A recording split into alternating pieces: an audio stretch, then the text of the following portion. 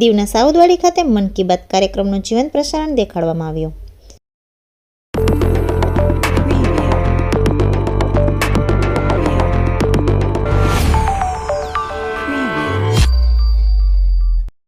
દીવના સાઉદવાડી ગ્રામ પંચાયત હોલમાં આજે વર્ષ 2024ના મન કી બાતનો અંતિમ એપિસોડનું લાઈવ પ્રસારણ દેખાડવામાં આવ્યું.